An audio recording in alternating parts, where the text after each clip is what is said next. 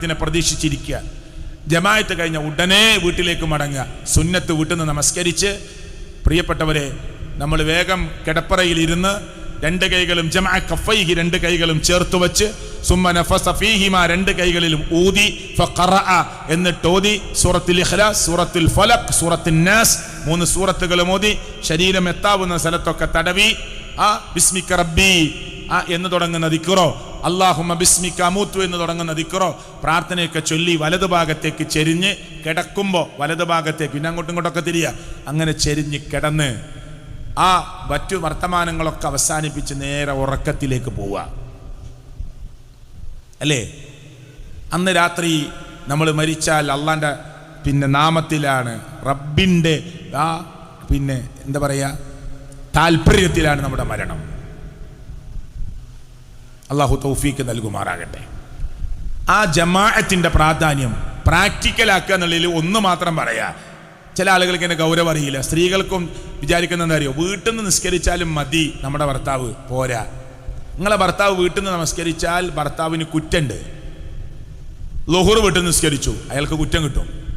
അയാൾ രോഗിയല്ല, അയാൾക്ക് പുറത്തിറങ്ങാൻ പറ്റാത്ത പ്രശ്നങ്ങളൊന്നുമില്ല, പുറത്ത് കാലാവസ്ഥ കൊടും ചൂടല്ല, തൊലി വരെ പൊളിഞ്ഞു പോകുന്ന ചൂടല്ല, കടുത്ത തണുപ്പല്ല, അയാൾക്ക് പോകാം. ഇവിടുത്തെ നിയമപാലകരോ ഗവൺമെന്റോ ഇവിടെ പുറത്തിറങ്ങരുതെന്ന് പ്രഖ്യാപിച്ചിട്ടില്ല എങ്കിൽ അയാൾക്ക് പള്ളിയിൽ പോകണം.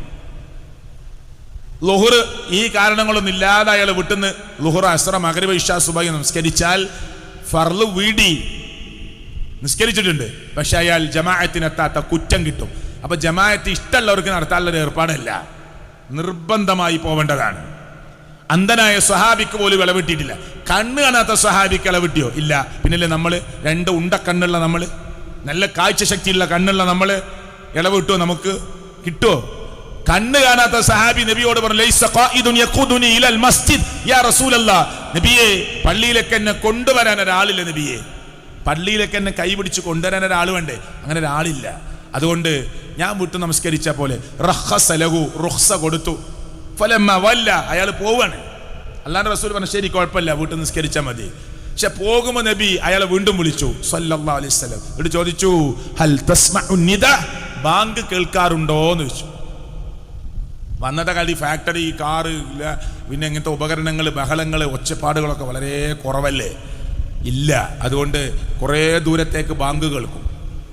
ഉയരമുള്ള സ്ഥലത്തുനിന്ന് കൊടുത്താൽ കുറേ ദൂരേക്ക് കേൾക്കും. അപ്പോ സഹാബി പറഞ്ഞു, നഅം യാ റസൂലല്ലാഹ്, കേൾക്കാറുണ്ട് ബാങ്ക്. ഫഅശിബ്, എന്നാൽ വരണം, എന്നവിടെ എത്തണം എന്ന് പറഞ്ഞു. ആരോട്? കണ്ണ് കാണാത്ത സഹാബിയോടാ വരണത്. എന്നിട്ട് നമ്മൾ ഭർത്താവിനെ സുബൈക്ക് പറഞ്ഞേക്കാതെ, അത് സാരല്ല, വേഗം പെട്ടെന്ന് നിസ്കരിച്ചോളി എന്ന് പറഞ്ഞ് വീട്ടിൽ നിന്ന് നമസ്കരിപ്പിക്കുന്ന ഒരു ഭാര്യ, അല്ലെങ്കിൽ ഭർത്താവിന് ഞാൻ ഇവിടെ നിസ്കരിക്കുകയാണ്, അങ്ങനെ പറ്റൂല, അങ്ങനെ പറ്റില്ല. എന്ത് കാരണ പറയാ? മുക്കില് പള്ളികളാ, അല്ലേ? എന്താ നമ്മൾ പറയാ? മുക്കില് പള്ളി എന്ന് പറഞ്ഞാൽ, ഞാൻ എൻ്റെ നാട്ടിലത്തെ ഒരു പ്രയോഗം പറഞ്ഞ, നിങ്ങൾ ഒരു മുക്കിലെ പള്ളിയല്ല കേട്ടോ, മുക്കില്. അങ്ങനെ നിങ്ങൾ ചുരുക്കി മുക്ക് എന്നൊക്കെ പറയുണ്ടാവും. അവിടുത്തെ പള്ളിയല്ല, എല്ലാ സ്ഥലത്തും പള്ളികളാണ്. എന്ത് കാരണം റബ്ബിന്റെ മുമ്പിൽ നമ്മൾ പറയാ? പിന്നെ നമസ്കാരം കറക്റ്റ് ജമാഅത്ത് കിട്ടി, നല്ല നെയ്യത്തോടു കൂടി തക്ബീറത്തുൽ ഇഹ്റാമിൽ കൂടി, നല്ല മനസ്സിൽ എന്നും കറക്റ്റ് പാലിക്കുന്ന ഒരാൾക്ക് തിന്മയിൽ നിന്ന് രാജി പറയാൻ അതന്നെ ഒരു കാരണമാവും. ഇന്ന സ്വലാത്ത തൻഹാ അനിൽ ഫഹ്ശാഇ വൽ മുൻകർ. അല്ലെങ്കിലോ ളുഹർ കഴിഞ്ഞു, വേഗം സുന്നത്തും കഴിഞ്ഞു, ദിക്റൊക്കെ ഇങ്ങനെ ഓട്ടോമാറ്റിക് ഒരു മെഷീൻ ചെല്ലുന്ന പോലെ അങ്ങനെ ചൊല്ലും. ചില ആളുകൾ സംസാരത്തിൻ്റെ ഇടയിൽ കാണാം മാല ഇങ്ങനെ നീക്കുന്നത്. അപ്പൊ ഇതൊരു പ്രാക്ടിക്കലായി ജീവിതത്തിന്റെ ശൈലിയായിട്ടുണ്ട്. നമ്മളതിൻ്റെ ഇടയിൽ അസ്സലാമു അലൈക്കും, വലൈക്കും അസ്സലാം, എന്തൊക്കെയുണ്ട്, കുട്ടികളെ വർത്താനം, സുഖാണ്, മാലന്റെ മുത്തം അങ്ങനെ നീങ്ങും. അപ്പൊ ഒരു ശൈലിയായി മാറിയിരിക്കുക അല്ല. പടച്ചോനെ ഓർത്ത് ചെല്ലേണ്ട ദിക്റും പ്രാർത്ഥനയൊക്കെയാണ്. അത് നിർവഹിച്ചാൽ പിന്നെ സലാം വീട്ടിയ ഉടനെ തുറക്കും മൊബൈല്, എന്നിട്ട് ഒന്ന് ഫേസ്ബുക്ക് തുറക്കുക, ഒന്ന് യൂട്യൂബ് തുറക്കുക, മിനിമം ഒരു വാട്സപ്പിൽ പുതിയ മെസ്സേജ് ഉണ്ടോ, ആരെങ്കിലും വിളിച്ചിട്ടുണ്ടോ, ഒരു 10 മിനിറ്റ് ഇതൊന്ന് മാറ്റിവെക്കാനുള്ള ഒരു മനസ്സമാധാനം പോലും മനുഷ്യർക്കില്ല. ഹക്കല്ലേ ഞാൻ പറയണത്? അല്ലേ? കുട്ടികൾക്ക് മുമ്പ് ഭക്ഷണം കൊടുത്തപ്പോൾ നമ്മുടെ കൊമ്മാര് നമ്മളെ അടുത്ത് പുറത്തേക്ക് ഇറങ്ങും, എന്നിട്ട് ഇങ്ങനെ ആകാശത്തേക്ക് ചൂണ്ടും, മലപ്പുറം ജില്ലയിൽ മാനത്തേക്ക് ചൂണ്ടും, അമ്പിളി മാമനെ കാണിക്കും, എന്നിട്ട് കഥ പറയും അള്ളാഹിനെ കുറിച്ച്. കഥ പറയും നബിയെക്കുറിച്ച്, കഥ പറയും സഹാബിയെക്കുറിച്ച്. ആ കഥ കേട്ട്, അള്ളാഹിനെ കുറിച്ച് കേട്ട്, നബിയെക്കുറിച്ച് കേട്ട്, സഹാബിയെക്കുറിച്ച് കേട്ട്, കഥ കേട്ട് കുട്ടികൾ ഇങ്ങനെ ഭക്ഷണം കഴിക്കും. ഇന്നോ, അന്ന് വെറും ചോറ് മാത്രമല്ല കൊടുത്തത്, നമ്മുടെ ഉമ്മാര് ചൊല്ലും തന്നു, ചോറിൻ്റെ കൂടെ ചൊല്ലും തന്നു. ഇന്നുമ്മ വേഗം മൊബൈൽ ചോദിച്ചാൽ കൊടുക്കൂല. എന്നാ ഭക്ഷണം കഴിക്കാൻ നേരത്ത് വേഗം കാർട്ടൂൺ ഉണ്ടാക്കി കൊടുത്തിട്ട് പിന്നെ കുട്ടീൻ്റെ കയ്യിൽ മൊബൈൽ കൊടുത്തു. കുട്ടി കാർട്ടൂൺ നോക്കി ഇങ്ങനെ ഇരിക്കും. ഉമ്മ അങ്ങനെ ഭക്ഷണം ഇടും. കുട്ടി യന്ത്രം പോലെ ഞാൻ ഭക്ഷണമാണോ കഴിക്കണത്, വെള്ളമാണോ കുടിക്കണത്, കട്ടിയുള്ളതാണോ തിന്നുന്നത്, അപ്പാണോ തിന്നുന്നത്, ഒന്നും കുട്ടിക്കറിയില്ല. കുട്ടി അങ്ങനെ ഇറക്കി വിടും. ഉമ്മാക്ക് സമാധാനമായി, കുറേ തിന്നിട്ടുണ്ടല്ലോ. അത് പിടിക്കൂല. ശരീരത്തിൽ ചിലപ്പോൾ പിടിക്കായിരിക്കും, പക്ഷെ മനസ്സിക്ക് പിടിക്കൂല. എന്താ കാരണം? നിങ്ങൾ കൊടുക്കുന്നത് വെറും ഭക്ഷണം മാത്രമാണ്, ചൊല്ല് കൊടുക്കുന്നില്ല. കുട്ടിക്ക് നല്ലൊരു കൾച്ചറിൽ കിട്ടൂല, ഒരു സഖാഫത്ത് കിട്ടൂല, ഒരു സംസ്കാരം കിട്ടൂല. കുട്ടി ഒരു യാന്ത്രികമായി ഇതിങ്ങനെ ഭക്ഷിക്കുകയാണ്. അതുകൊണ്ട് നിങ്ങളുടെ മക്കള് പറഞ്ഞാൽ കേൾക്കൂല. പിന്നെ ഓന് മൊബൈൽ തന്നെ വേണം ഭക്ഷണം കഴിക്കാൻ. അപ്പം നമുക്ക് നമ്മളെ പണിയൊക്കെ നടക്കാൻ, നമുക്ക് അലക്കാനുണ്ട്, നമുക്ക് അടുക്കളയിൽ കുറേ പണി ചെയ്യാനുണ്ട്, എന്നാലും വേണ്ടില്ല കുറച്ച് സമയം ഇറങ്ങിക്കട്ടെ എന്ന് വെച്ച് കാർട്ടൂൺ ഓണാക്കി കൊടുക്കുക. അപ്പോൾ കുട്ടി നിങ്ങൾ ഓണാക്കി കൊടുത്ത കാർട്ടൂൺ എന്നൊക്കെ പോയിട്ടുണ്ടാവും, മൊബൈലിലാണ്. മനസ്സിലായില്ലേ? ഇപ്പോൾ മൊബൈലിൻ്റെ പ്രത്യേകത എന്താണ്? ഒരാളിപ്പോൾ ഒരു കാര്യം സെർച്ച് ചെയ്തു യൂട്യൂബിൽ. അപ്പോൾ ഇതിൻ്റെ പിന്നിൽ പ്രവർത്തിക്കുന്നവർക്ക് മനസ്സിലായി ഇയാൾ ഇഷ്ടപ്പെടുന്നത് ഈ ഭാഗമാണ്, പിന്നെ അത് തന്നെ വരും. അതിൻ്റെ ബാക്കി അതുമായി ബന്ധം ഒരു വൃത്തികേട് കാണാനാണ് ഒരാൾ ആഗ്രഹിക്കുന്നത്. അയാളുടെ ഫേസ്ബുക്കിലും അയാളുടെ യൂട്യൂബിലും വൃത്തികേട് ഇങ്ങനെ വന്നുകൊണ്ടേയിരിക്കും. എന്താ കാരണം? ചിലപ്പോൾ അയാളുടെ മൊബൈൽ സെർച്ച് ചെയ്താൽ വെറും വൃത്തികേടായിരിക്കും, എല്ലാം അയാൾ കണ്ടതാവില്ല. 2-3 വൃത്തികേട് കണ്ടപ്പോൾ ഇതിൻ്റെ പിന്നിൽ പ്രവർത്തിക്കുന്ന ആളുകൾ അയാൾക്ക് അതിങ്ങനെ ഇട്ട് കൊടുക്കുകയാണ്. മനസ്സിലായില്ലേ? അപ്പം എന്തിലേക്കാണ് നമ്മളെ ശ്രദ്ധയും ചിന്തയും പോകുന്നതെന്ന് ഇവർക്ക് മനസ്സിലാവും. നിങ്ങളൊരു വാഹനത്തെക്കുറിച്ച് സെർച്ച് ചെയ്ത് നോക്ക്, നിങ്ങളെ മൊബൈലിൽ ഗൂഗിളിൽ കയറിയിട്ട്. പിന്നെ നിങ്ങളെ മൊബൈലിലേക്ക് വാഹനങ്ങളെക്കുറിച്ച് മറ്റ് നിങ്ങൾ സെർച്ച് ചെയ്യാത്ത വാഹനങ്ങളെക്കുറിച്ചൊക്കെ അങ്ങനെ വന്നുകൊണ്ടിരിക്കും ഇടയ്ക്കിടയ്ക്ക്. അത് എവിടേക്കാണ് നിങ്ങളെ ദിശ തിരിയുന്നത് എന്ന് അവർക്ക് അറിയും, മനസ്സിലാവും. അപ്പൊ കുട്ടിക്ക് എന്ത് കിട്ടുന്നുണ്ട്? ഭക്ഷണം എപ്പോഴും കിട്ടുന്നുണ്ട്, അന്നും കിട്ടിയിട്ടുണ്ട്, പക്ഷെ ചൊല്ല് കിട്ടുന്നില്ല. അത് കിട്ടാനുള്ളൊരു സംവിധാനം നമ്മൾ ഉണ്ടാക്കണം. എന്നിട്ട് നമ്മൾ പറയാം പറഞ്ഞാൽ കേൾക്കണില്ല. ഉമ്മാരൊക്കെ പറയണത് എന്താ അറിയോ? എൻ്റെ മോള് SLC ആണ്, എന്തു പറഞ്ഞിട്ട് കേൾക്കുന്നത്? +2 ആണ്, പറഞ്ഞിട്ടേ കേൾക്കണില്ല. ഡിഗ്രിയിൽ എത്തിയിട്ടുണ്ട്, അനുസരണയില്ല. എങ്ങനെ ഉണ്ടാവുക? അവിടെ നമ്മുടെ ഭാഗത്ത് മിസ്റ്റേക്ക് ഉണ്ടോ നമ്മൾ പരിശോധിക്കണം. ഞാൻ പറയാതെ ഇൻഷാ അല്ലാഹ്. അപ്പോ ഞാൻ പറഞ്ഞത്, നമ്മൾ ആദ്യത്തെ ഇൽമ് പഠിക്കുക. ഞാൻ അവസാനിപ്പിക്കാൻ ആ ഭാഗം.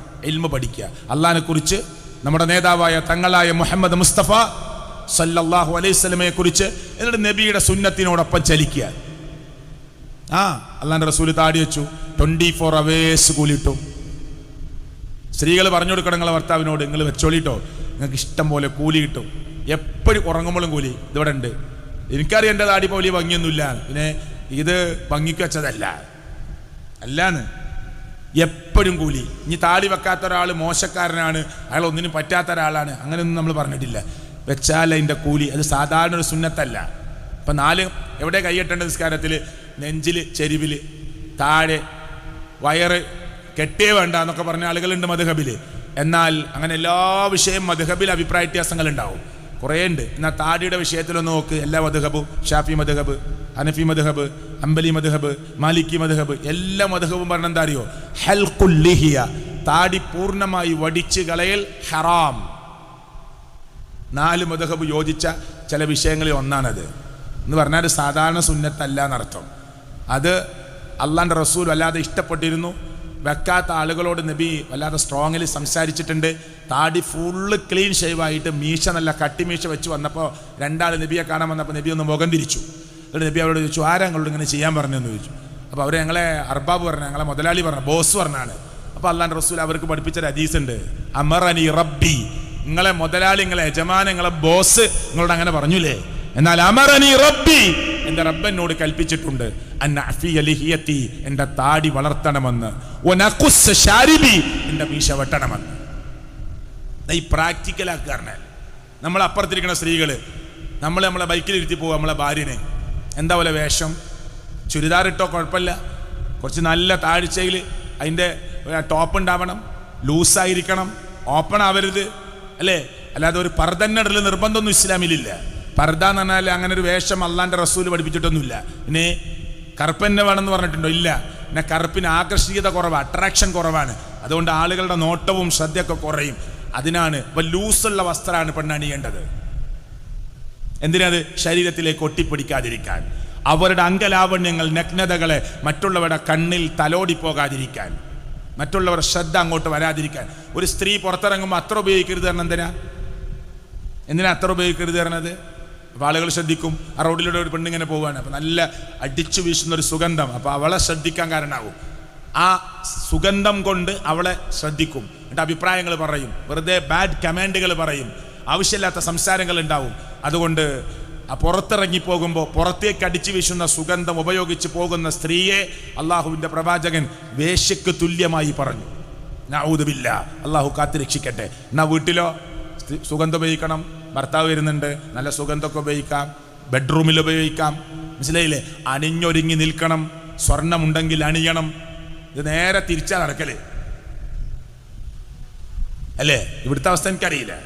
വീട്ടിലിപ്പോൾ ഞാൻ എൻ്റെ വീട്ടിലേക്ക് വരിക എന്ന് പറഞ്ഞാൽ എൻ്റെ ഭാര്യ ഒരുങ്ങണം. നിങ്ങളുടെ വീട്ടിലേക്ക് വരികയാണ്, ഒരാഴ്ചക്ക് യാത്ര പോയതാ, ഭർത്താവ് വിളിച്ചിട്ട് പറഞ്ഞു ഞാൻ വരുന്നുണ്ട് കേട്ടോ, കണ്ണൂരെത്തി. അപ്പോൾ ഭാര്യ വേഗം കുളിച്ച് റെഡിയായി ഭർത്താവിനെ സ്വീകരിക്കാൻ ഉമ്മറപ്പടിയിൽ അണിഞ്ഞൊരുങ്ങി നല്ല പുഞ്ചിരിയോടുകൂടി നല്ല തെളിമയുള്ള മുഖത്തോടുകൂടി കാത്തിരിക്കണം. പിന്നെ ബെഡ്റൂമിൽ കല്യാണത്തിന് അന്ന് വെച്ച ഒരു ഫ്ലവർ ഉണ്ട് ഇവിടെ, അതൊന്നെടുത്ത് പുറത്തേക്ക് വെക്കുക. അപ്പോൾ റൂമൊക്കെ ഒന്ന് മാറും. മനസ്സിലായില്ലേ? ഇത്ര മണിയുള്ളൂ. കട്ടിലിട്ടിട്ട് ഒരു ഭാഗത്തേക്ക് നമ്മുടെ കിടക്കാനുള്ള കട്ടിലിട്ടിട്ട് 4 കൊല്ലമായി അതേ സ്ഥലം. ഒന്ന് സൈഡ് മാറ്റുക, അപ്പോൾ ഒരു പുതിയ റൂമിലേക്ക് കയറിയ പോലെ ആവും. അതിന് മുടക്കുണ്ടോ? പൈസക്ക് ചെലവുണ്ടോ? ഇല്ല. അണിഞ്ഞൊരുങ്ങി ഏറ്റവും ഭർത്താവിനെ ആകർഷിക്കുന്ന ഡ്രസ്സ് അണിഞ്ഞ് ഏറ്റവും നല്ല സുഗന്ധം ഉപയോഗിച്ച് ഭർത്താവിനെ സന്തോഷിപ്പിക്കാൻ. കുട്ടി മരിച്ചിട്ട് പോലും സുബ്ഹാനല്ലാഹ് തൻ്റെ കുട്ടി സുഖമില്ലാതെ രോഗശയ്യയിലാണെന്നറിഞ്ഞിട്ട് സ്വഹാബി പോകുമ്പോൾ തിരിച്ചു വരുമ്പോൾ സലാം പറഞ്ഞ് ചോദിച്ചു, കുട്ടി എവിടെയാണ്? കുട്ടി സുഖമായിട്ട് ഉറങ്ങാണ്. ആര്? ഇയാളുടെ ഭാര്യ, കുട്ടിൻ്റെ ഉമ്മ. നിങ്ങൾ അങ്ങോട്ട് പോകണ്ട, നിങ്ങൾ കുളിച്ചോ, നിങ്ങൾ ജോലി കഴിഞ്ഞ് ക്ഷീണിച്ചു വരികയല്ലേ, നിങ്ങൾ കുളിക്കാൻ വെള്ളം കൊടുത്തു, സൗകര്യം കൊടുത്തു, കുറച്ച് ഭക്ഷണം വിളമ്പി കൊടുത്തു, നിങ്ങൾ കുറച്ച് വിശ്രമിക്ക്, കുട്ടിൻ്റെ അടുത്തേക്ക് പിന്നെ പോവാം എന്ന് പറഞ്ഞ് ആ ഭാര്യ ചേർത്തു പിടിച്ച് ഭാര്യയും ഭർത്താവും ഉണ്ടാകേണ്ട ശാരീരിക ബന്ധം സ്ഥാപിച്ച് ഭർത്താവിനോട് ചോദിച്ചു, സഹാബിയോട് ചോദിച്ചു, അല്ല അയൽപ്പക്കത്ത് നിന്ന് നമ്മളൊന്ന് കടം വാങ്ങിയാൽ അത് തിരിച്ചു കൊടുക്കണ്ടേ? കൊടുക്കണം, എന്താ സംശയം? എന്നാൽ അള്ളാഹ് നമുക്ക് കടമായി തന്ന നമ്മുടെ കുട്ടിയില്ലേ കുറച്ച് സമയം മുമ്പ് മരിച്ചിട്ടുണ്ട്. സഹാബിക്ക് ദേഷ്യം വന്നു, നബിയുടെ അടുക്കലേക്ക് പരാതിയുമായി പോയി. നബി ഷോൾഡറിൽ കൈവച്ചിട്ട് നിന്റെ ഭാര്യ എത്ര നല്ല ഭാര്യയാണെന്ന് പ്രശംസിക്കുകയും നല്ലൊരു സന്താനം താങ്കൾക്ക് അള്ളാഹു പ്രദാനം ചെയ്യട്ടെ എന്ന് പ്രാർത്ഥിക്കുകയും ചെയ്തത് ചരിത്രത്തിൽ നിന്ന് വായിച്ചവരാണ് നമ്മളെങ്കിൽ നമ്മളൊന്ന് ആലോചിച്ച് നോക്കുക. ആ ഭാര്യയുടെ മനസ്സ്, എൻ്റെ കുട്ടി പൊന്നുമോൻ അല്ലെ പൊന്നുമോൾ മരിച്ചിട്ട് പ്രിയപ്പെട്ടവരെ ഭർത്താവ് വരുമ്പോൾ അത് അറിയിക്കാതെ നമ്മളെ കുട്ടിയുടെ കാല് ഒരു കല്ലിൽ തട്ടി കടേക്കാളെ പറഞ്ഞയച്ചു. മൂപ്പരവിടെ ഭയങ്കര തിരക്കില്ല, തള്ളവിരൽ കല്ലിൽ കുത്തിയിട്ടുണ്ട്, ചോര ഒലിക്കാണ്, ഓടി വരി. പറയേണ്ട അറിയിക്കേണ്ടെന്നല്ല ഞാൻ പറയുന്നത്, സമീപനങ്ങളിൽ വ്യത്യാസമുണ്ട് സഹാബത്തിൻ്റെ ജീവിതത്തിൽ ഇല്ലേ? അണിഞ്ഞൊരുങ്ങി എന്നാൽ പുറത്തിറങ്ങി പോകുമ്പോഴോ ലൂസുള്ള വസ്ത്രം, മുഖമക്കന. ഇവിടെ അപ്പുറത്തിരിക്കുന്ന സ്ത്രീകൾ നിങ്ങളെ നോക്കുക, നിങ്ങളെ ശ്രദ്ധിക്കുക. നിങ്ങളുടെ മുഖമക്കനകൾ ഇവിടെ ഇങ്ങനെ വന്ന് ഇവിടെ നിന്ന് ഇങ്ങനെ ഒരു കർട്ടനായി നിങ്ങളുടെ ശരീരത്തിൻ്റെ നെഞ്ചിടത്തിന് കർട്ടനായി തൂങ്ങിക്കിടക്കണം. അങ്ങനെയാണോ നമ്മളെ കുട്ടികളൊക്കെ? ആണോ? തട്ടം തന്നെ ഒഴിവാക്കാനുള്ള പ്രേരണയാണ് പല ക്യാമ്പസിൽ നിന്നും ആളുകൾ കൊടുക്കുന്നത്. ഇനി മുഖമക്കന ബിഖുബുരിഹിന്ന അലാ ജുയുബിഹിന്ന, മുഖമക്കനകൾ നിങ്ങളിങ്ങനെ മാർവിടത്തിലേക്ക് താഴ്ത്തിയിടണം. നിങ്ങളുടെ ശരീരത്തിനുള്ള ബോഡിക്കുള്ള കർട്ടനാണത്. അത് പാലിക്കലുണ്ടോ? ആ മര്യാദ ഉണ്ടോ? അപ്പൊ നമ്മള് പ്ലസ് 2 ഇങ്ങനെ തട്ടങ്ങനെ താഴ്ത്തിയിട്ടാല് കുറച്ച് പ്രായമൊക്കെ കൂടിയ പോലെ തോന്നുന്നു. അതുകൊണ്ട് ഷാൾ ഇടുന്നവരെന്നെ പിടിച്ചു കെട്ടും, പുറത്തേക്ക് വലിച്ചിടും. അപ്പോൾ സ്ത്രീയുടെ ഏറ്റവും സൗന്ദര്യം പ്രകടിപ്പിക്കുന്ന ഭാഗമാണ് അവളുടെ കഴുത്തും നെഞ്ചുമൊക്കെ. അത് ശരീരം ആളുകൾക്ക് കാണാൻ പറ്റും. അതുകൊണ്ട് അള്ളാഹ് പറഞ്ഞു ബിഖുമുരിഹിന്ന അലാ ജുയുബിഹിന്ന, മുഖമക്കനകൾ ഇങ്ങനെ ശരീരത്തിലേക്ക് കർട്ടനായി തൂങ്ങിക്കിടക്കണം. അതിനാ ഈ മുഖമക്കന എന്ന് പറയുന്നത്. ഇവിടുന്ന് ഇങ്ങനെ വന്ന് ഇവിടെ പിൻ ചെയ്ത് അല്ലെങ്കിൽ ഇവിടെ അടിച്ച് ഇവിടുന്ന് ഇങ്ങനെ തൂങ്ങുമ്പോൾ അത് നിങ്ങളുടെ ശരീരത്തിലേക്കുള്ളൊരു കർട്ടനാണ്. നമ്മൾ ജനലിൽ വിരിച്ച കർട്ടൻ പോലെ. എന്തിനാണത്? നിങ്ങളുടെ സൗന്ദര്യത്തെ മറ്റുള്ളവരുടെ മുമ്പിൽ പ്രദർശിപ്പിക്കപ്പെടാതിരിക്കാനാണ്. ആ സൗന്ദര്യം നിങ്ങളുടെ ഭർത്താവിന് മാത്രമുള്ളതാണ്. എന്നാൽ ഇത് കേൾക്കാതെ കാസിയാത്തുൻ ആരിയാത്തുൻ മുമീലാത്തുൻ മായിലാത്തുൻ റൂസുഹുന്ന കഅസ്നീമത്തിൽ ബുഖ്തിൽ മായില ല യദ്ഖുൽനൽ ജന്ന വലാ യജിദിന റീഹഹാ. അല്ലാഹുവിന്റെ പ്രവാചകൻ സല്ലല്ലാഹു അലൈഹി വസല്ലം പറയാ. സുബ്ഹാനല്ലാഹ്. ഇതൊക്കെ എത്ര വ്യക്തമായിട്ടാ പറഞ്ഞു തന്നത് സഹോദരിമാരെ. ഇപ്പോഴത്തെ വേഷമൊക്കെ നമ്മളെ കുട്ടികൾ ഏത് വേഷമാണ് വേണ്ടത്? ഞാൻ 5 വയസ്സുള്ള എൻ്റെ കുട്ടികൾ ഡ്രസ്സ് എടുക്കാൻ വേണ്ടി ഇനിയിപ്പോൾ പെരുന്നാളിൻ്റെ കുറച്ച് മുമ്പ് ഞാൻ അവരെയും കൂട്ടി പോകാൻ പ്രയാസപ്പെടേണ്ട നിലയ്ക്ക് ഞാൻ യാത്രയിൽ കുറച്ച് സമയം കിട്ടിയപ്പോൾ കയറിയപ്പോൾ എന്നോട് ഈ മോഡൽ വേണം ആ മോഡൽ വേണം. ഞാൻ ചോദിച്ചു ഇതൊക്കെ എന്താ പേര്? അതൊക്കെ ഓരോ സിനിമൻ്റെ പേരാ. ഞാൻ ആ പേരൊന്നും പറയണില്ല. അതാണ് ഇവിടുത്തെ മാധ്യമങ്ങളെ തീരുമാനിക്കണം നമ്മളെ കുട്ടിക്ക് ഏത് ഡ്രസ്സ് വേണം. നമ്മുടെ മക്കള് ഡിഗ്രിക്കാരി പ്ലസ് ടുക്കാരി കേട്ടോ പ്രായപൂർത്തിയെത്തിയ പെൺകുട്ടികൾ ഇടുന്ന ഡ്രസ്സ് നമ്മളാരുമല്ല തീരുമാനിക്കുന്നത്, ഓള് തീരുമാനിക്കും. അവിടുന്ന് കണ്ടത്, സ്ക്രീനിൽ നിന്ന് കണ്ടതാ, കൂട്ടുകാരികളിൽ നിന്ന് കണ്ടതാ. ഇപ്പൊ കണ്ട പെൺകുട്ടികളുടെ പാൻറ്റൊക്കെ ആൺകുട്ടികൾ സുന്നത്തെടുക്കുന്ന പോലെ നെരിയാണിക്ക് മേലെയാണ്. അതാ മോഡല്. എന്നിട്ട് കാലിലൊരു ചരട്. എന്തേ? അള്ളയും അള്ളാന്റെ റസൂലും ദീനീ വേഷം പറഞ്ഞിട്ട് എത്ര കൊല്ലങ്ങളായി കയറിയിട്ടേ ഇല്ല. മദ്രസയിൽ 8 വരെ പഠിച്ചവരാ, 6 വരെ പഠിച്ചവരാ, 7th വരെ പോയവരാ.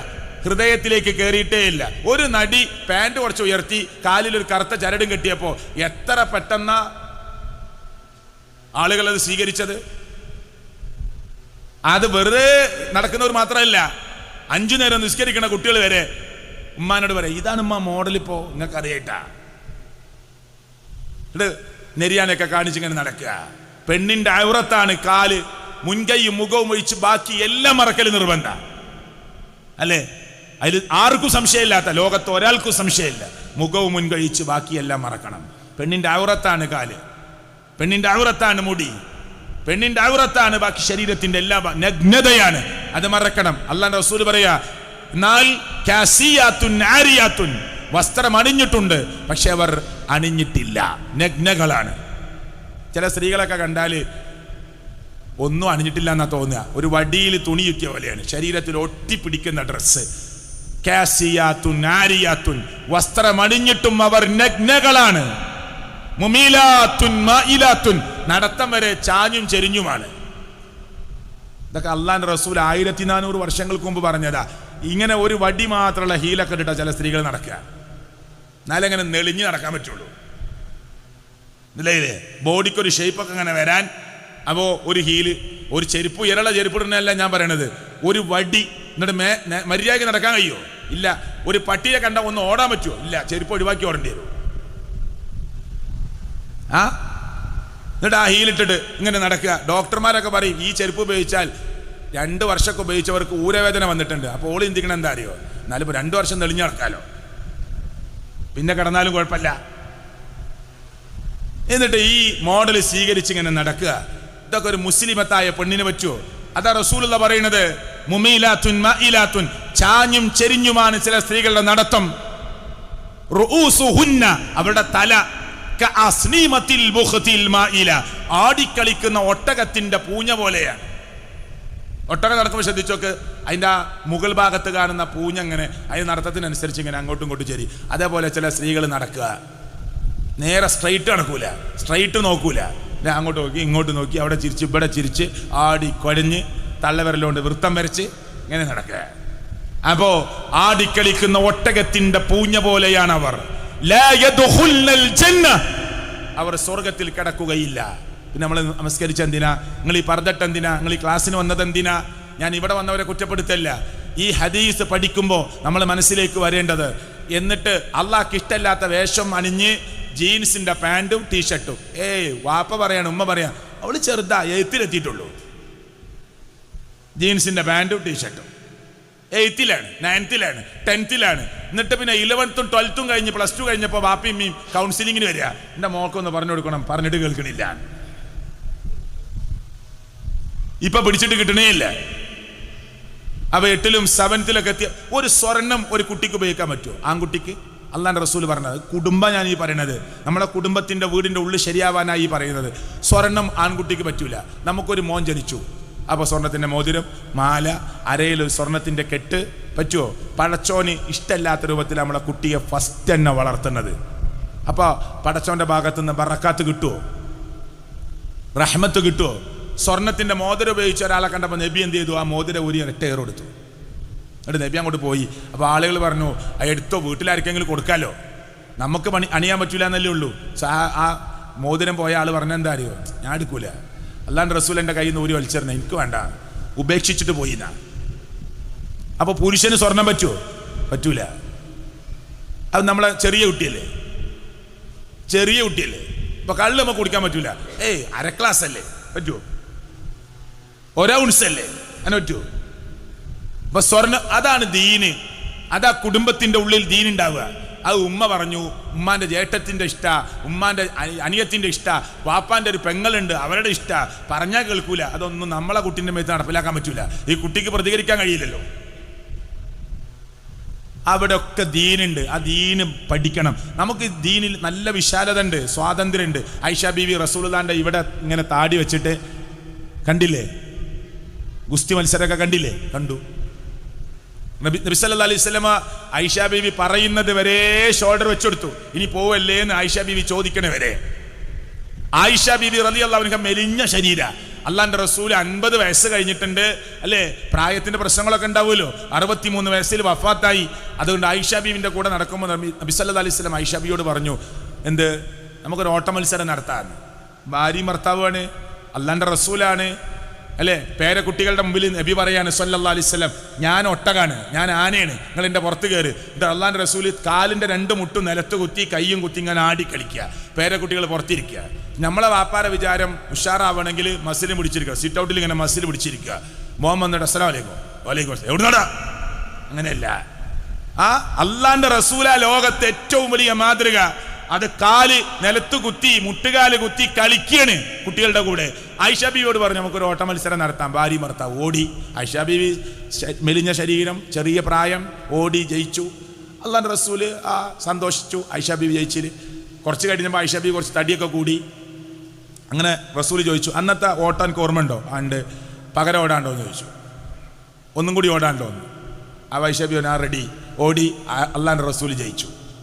ഇന്ന് ക്ലാസ് കഴിഞ്ഞിട്ട് നാളെ സുബൈക്ക് വെച്ച് വാപ്പി മല്ലിപ്പി മല്ലിമി ഓടി മുട്ടുകാൽ ഒട്ടിക്കാനല്ല ഇത് പറയണത്. സുന്നത്തെടുക്കാന്ന് വിചാരിച്ചിട്ട് എന്നാ പിന്നെ അങ്ങനെ ഒരു സുന്നത്തുണ്ടെങ്കിൽ എടുക്കുക, ആ നിലക്കല്ല ഇത് പറയുന്നത്. പിന്നെ അവിടുത്തെ ജീവിതം എത്ര മധുരാണ്. എന്നാ ദീനി രംഗത്ത് എന്തെങ്കിലും ഒരു കുറവുണ്ടോ? സ്ട്രിക്റ്റ് പോകുന്നുണ്ടോ? ഉണ്ടോ? ദീനി രംഗത്ത് ഫ്ലെക്സിബിൾ ആവുന്നുണ്ടോ? അയൽവാസി ജാതി മതം വർഗവും വർണ്ണം ഒന്നും നോക്കണ്ട, വളരെ സോഫ്റ്റ്. കറി ഉണ്ടാക്കുമ്പോൾ കൊടുത്തോ, വളരെ ഫ്ലെക്സിബിൾ കേട്ടോ. അവിടെ മുമ്പിൽ എത്രത്തോളം താവാൻ പറ്റുമോ? നമ്മളെ വാപ്പാന്റെ സ്വത്ത് നമ്മളിങ്ങനെ 4 മക്കൾക്ക് ഓരി വെക്കുമ്പോൾ വീട് വെക്കാൻ സ്ഥലമില്ലാത്ത 2 ആൾ വന്ന് ലോഡ്ജ് താമസിക്കുന്ന ആളുകൾ ഇങ്ങനെ നോക്കി നിൽക്കുക. നിങ്ങളെ വാപ്പാന്റെ സ്വത്ത് ഓഹരിയൊക്കെ അല്ലേ? അവരിങ്ങനെ നോക്കി നിൽക്കുന്നുണ്ടെങ്കിൽ അവർക്ക് കൂടി കൊടുക്കാൻ പറ്റുമെങ്കിൽ കൊടുക്കലാണ് നല്ലത് എന്ന് പറഞ്ഞ ഒരേ ഒരു മതേ ലോകത്തുള്ളൂ, അതാണ് ഇസ്ലാം.